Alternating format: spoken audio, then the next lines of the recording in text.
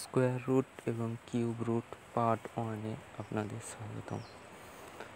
দেখুন কিভাবে নতুন নিয়মে স্কোয়ার রুট বের করা যায়। আজকের আমরা শিখব একক স্থানীয় অঙ্ক 5 হলে বর্গ করার নিয়ম।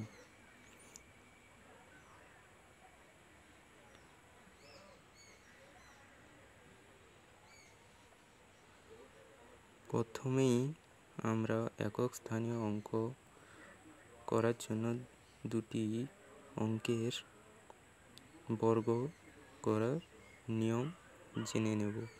বর্গ করার জন্য প্রথমেই একক স্থানীয় অঙ্ককে পুনরায় একক স্থানীয় অঙ্কের সঙ্গে গুণ করে নেব। যেহেতু আমাদের সংখ্যা 75, তাই 5ই হচ্ছে আমাদের একক স্থানীয় অঙ্ক।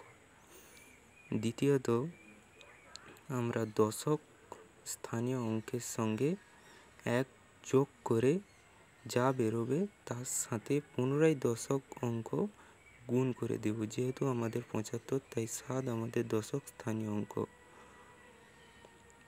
আমাদের উত্তর হবে 75-এর স্কোয়ার রুট হবে 5625। আবার আমরা শিখব 3টি অঙ্কের বর্গ করার নিয়ম।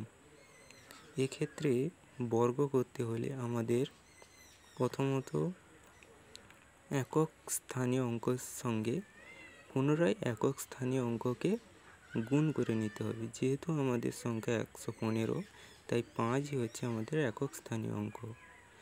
দ্বিতীয়ত, আমাদের দশক স্থানীয় অঙ্কের সঙ্গে 1 যোগ করে পুনরায় দশক স্থানীয় অঙ্কের সঙ্গে গুণ করে দেব। 115 স্কোয়ার রুট হলো